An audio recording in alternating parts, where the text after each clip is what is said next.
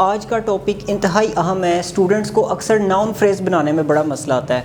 Noun phrase actually एक नाम होता है, उस नाम के साथ कुछ वर्ड्स जुड़ते हैं और उसकी वो नाउन फ्रेज़ बना देते हैं। फ्रेज़ को अलहदा से अगर हम डिस्कस करें तो phrase is a group of words. Phrase जो है वो अल्फाज का एक ग्रुप होता है, एक अल्फाज का मजमुआ होता है जो कोई मायने दे भी सकते हैं, कोई मायने नहीं भी दे सकते हैं। For example, at the end of the street, गली की नुक्कड़ पर। कोई मायने समझ नहीं आ रहा, क्या गली की नुक्कड़ पर, we don't understand anything from here. So इसी तरह के आप फ़िक्रे देखते हैं कि जिनमें लिखा होता है जंगल जो कि हमारे घर के करीब था जल गया या जला दिया गया। असल नाम क्या था इसमें, अ फॉरेस्ट या the forest. The forest was burned, लेकिन वो जंगल जो कि हमारे घर के करीब था, तो बड़ा अजीब हो जाता है। फिर एक सेंटेंस होता है लड़का मैच हार गया, तो लड़का जो था वो नाम था एक, बॉय, तो उस नाम की पूरी की पूरी क्या बना दी, phrase. Boy who was the only son of his parents lost the match. लड़का जो कि अपने वालिदैन की अकलौती औलाद था, मैच हार गया। अब ये लड़का क्या था, नाउन था। तो यहाँ पे काम इसका क्या हुआ है, मैच हारा है, लॉस्ट द मैच। तो सेंटेंस क्या था, the boy lost the match. लड़के ने क्या किया, मैच हार गया। अब देखेंगे द बॉय और द मैच ये दोनों नाम है। मैच के स्पेलिंग देख लें, TCH आता है, ठीक है। The boy lost the match. अच्छा, यहाँ पे बॉय की भी फ्रेज़ बनाई जा सकती है और मैच की भी फ्रेज़ बनाई जा सकती है। कौन सा मैच हार गया, जो कि इंग्लैंड और फ़लाँ टीम के दरमियान खेला गया था। यानी कि लड़का कौन था, लड़का जो कि पाकिस्तानी टीम का कैप्टन था, पूरी टीम समेत मैच हार गया। कितनी लंबी लंबी फ्रेजेस बनती हैं, लेकिन हम इनको शॉर्ट करके कर दें ताकि समझ सकें। The boy who was the only son of his parents got the job। ये थोड़ा सा चेंज कर लेते हैं। लड़का जो कि अपने वालिदैन की इकलौती औलाद था, उसने क्या किया, काम क्या हुआ है, गॉट द जॉब, उसने जॉब हासिल कर ली, या CSS उसने पास कर लिया, पास्ट CSS एग्ज़ाम। तो मैच कौन सा, match which was played between this और दैट टीम। जो कि मैच कौन सा था, जो कि इस और उस टीम के दरमियान खेला गया। इसी तरह मैं एक और सेंटेंस लिखता हूँ, किताब ख़रीदी, आई बॉट आ बुक।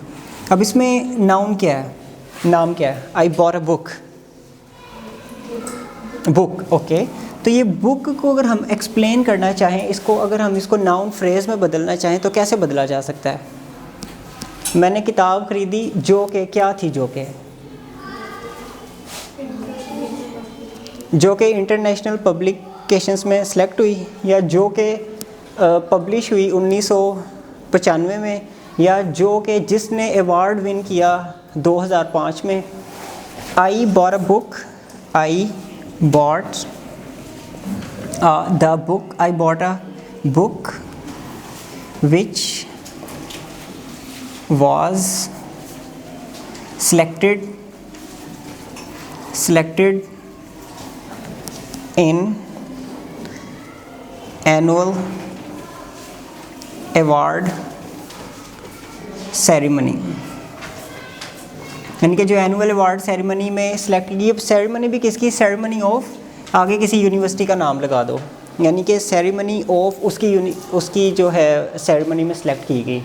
अच्छा, एक और एग्जांपल मैं आपको देता हूँ ताकि आप इसको थोड़ा सा मज़ीद अंडरस्टैंड कर सकें। आई मेट अ पर्सन या आई मेट अ बॉय, इसको हम करके देखते हैं। इसमें बॉय क्या है, I met a boy, I met a boy. अब ये बॉय क्या है, नाउन है, तो इसकी नाउन फ्रेज़ कैसे बन सकती है,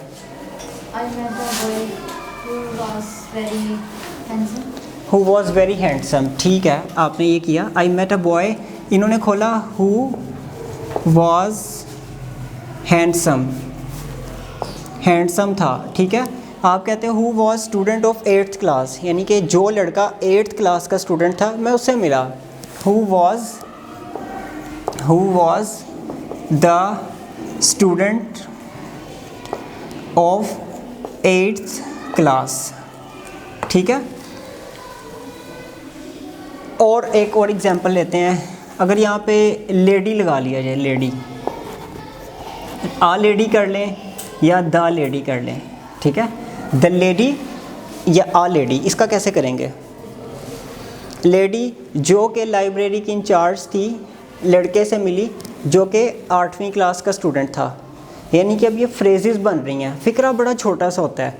मैंने डिनर किया, आई टुक डिनर, तो डिनर जो कि ऑर्गेनाइज़ किया गया था प्राइम मिनिस्टर की तरफ से, the dinner which was organised by the prime minister. I took dinner which was, और अब dinner which was organised by the prime minister, ये एक्चुअली नाउन फ्रेज़ है। Is it easy to understand? अच्छा आगे चलते हैं। द लेडी, अब यहाँ पे मैं पूरा फ़िक्रा लिखूँगा। The lady who was the incharge of library, अब द लगा लेते हैं। द लाइब्रेरी, अब लाइब्रेरी भी किसकी, इसको भी थोड़ा सा ओपन कर दो। The library of Punjab university, Punjab university met a student, boy की जगह हम स्टूडेंट कर लेते हैं। Met a student who was studying, यहाँ पे वर्ब लगा लेते हैं हम, who was studying at ICS। ICS क्या है? इंस्टीट्यूट ऑफ कम्युनिकेशन स्टडीज़, ये मैंने शॉर्ट लिख लिया। यानी कि अब इसकी पूरी की पूरी फ्रेजेस के साथ ये फ़िक्रा कैसे बनेगा? लड़का जो कि ICS का स्टूडेंट था उसको कौन मिली? लेडी जो कि इंचार्ज थी लाइब्रेरी की। यानी कि फ़िक्रा बड़ा आसान था। लेडी मेट अ बॉय, तो जो फ्रेज़ बनी लड़के की वो क्या बनी? लड़का जो के स्टूडेंट था ICS का, और लेडी की क्या फ्रेज़ बनी? लेडी जो के इंचार्ज थी। तो इसमें 3 चीज़ें आपने याद रखनी है। एक है विच आप बेजान चीज़ के लिए लगाएंगे, उसके साथ है दैट बेजान प्लस दोनों के लिए लगाएंगे। जानदार के लिए भी, बेजान के लिए भी, कोई एनिमल है, सब के लिए आप दैट लगा सकते हैं। उसके बाद जानदार के लिए आप हु लगाएंगे, लड़का जो के, द बॉय हु वॉज, ठीक है। अब आगे एक और एग्जांपल देखते हैं। I saw a snake, snake को अगर कहा जाए कि सांप जो कि उसके मेज़ के नीचे था, इसको कैसे कहेंगे आप? The snake that was under the table. I saw a snake that was under the table, यानी कि snake that was under the table, ये एक्चुअली नाउन फ्रेज बन गई। क्या बनी? स्नेक दैट वॉज, यहाँ से मैं यहाँ पे लिखता हूँ, snake that was under the table. Is it easy to understand? यानी कि स्नेक जो कि टेबल के नीचे था वो वाला सांप देखा। फिर अगर हो के मदर ने सांप देखा तो क्या आएगा? द मदर, माँ भी कौन सी? जो कि किचन में काम कर रही थी। The mother who was working in the kitchen saw a snake that was under the table, यानी कि माँ जो कि किचन में काम कर रही थी उन्होंने क्या किया? सांप देखा। सांप भी कौन सा? जो कि अंडर द टेबल था, टेबल के नीचे। Is it quite easy for you to understand? आसान है चीज़, ये मुश्किल लग रही है? आसान है ना? इसको थोड़ा सा आगे प्रैक्टिकल साइड पे लेके जाता हूँ मैं, आपसे थोड़ी सी एक्टिविटी करवाता हूँ। मैं लिखूँगा आई रेड अ स्टोरी, 2 फिक्रे लिखूँगा। आई रेड अ स्टोरी, इसका मतलब है मैंने एक कहानी पढ़ी, ठीक है। यहाँ पे स्टोरी नाम आ गया। दूसरा मैं करूँगा the story made me sad, यानी कि कहानी ने मुझे सैड कर दिया। इसको पहले करते हैं जी। Tuba, would you like to participate? आ स्टोरी को ओपन करें ज़रा। I read a story. I read a story which was very interesting. I read a story which was very interesting, या which that was very interesting. I read a story that was very interesting. मैंने story पढ़ी जो कि बहुत interesting थी, तो इस story को उसने क्या किया, ओपन कर दिया। इसको आप दूसरी तरह भी कर सकते हैं, I read an interesting story, वो भी एक तरीका है। अच्छा, the story made me sad, इसका करें जी जी। इसको यहाँ पे लगाया जा सकता है, रेड को यहाँ पे, the story which I read made me sad, story जो कि मैंने पढ़ी उसने मुझे उदास कर दिया। ये देखें, अब ये फ्रेज़ एक्चुअली बनी है, the story which I read made me sad. अब यहाँ से लेके विच आई रेड, ये एक पूरी की पूरी फ्रेज़ है, NP है। अगर आप इसकी जगह एक लगाना चाहें इट, तो इट लगा के अगर आप आगे मेड लिखें, इट मेड मी सैड, तो फ़िक्रे में कोई भी तब्दीली नहीं आती, कोई गलती नहीं होती उसमें, यानी कि फ़िक्रा बिल्कुल अपनी जगह पे सही सलामत खड़ा हुआ है, इशू कोई नहीं आ रहा। इस सारे को रिप्लेस किया आपने एक प्रोनाउन के साथ। इसका मतलब कि ये पूरी की पूरी फ्रेज़ है। फ्रेज़ को टेस्ट करने का भी एक तरीका है कि उसको टेस्ट करने के लिए आप पूरी की पूरी फ्रेज़ के साथ आप इट लगा के देखें, अगर तब्दीली नहीं आ रही फ़िक्रे में तो इसका मतलब कि आपका फ़िक्रा बिल्कुल ठीक है। अगर तब्दीली आ रही है तो फिर आपको फ्रेज़ देखनी पड़ेगी कि फ्रेज़ में कहाँ पे मसला आ रहा है। जैसे अ स्टोरी विच वॉज इंटरेस्टिंग, ये आपने पहले बताया था, इंटरेस्टिंग, ठीक है। ये सारी की सारी क्या थी, फ्रेज़ थी, अ स्टोरी विच वॉज इंटरेस्टिंग।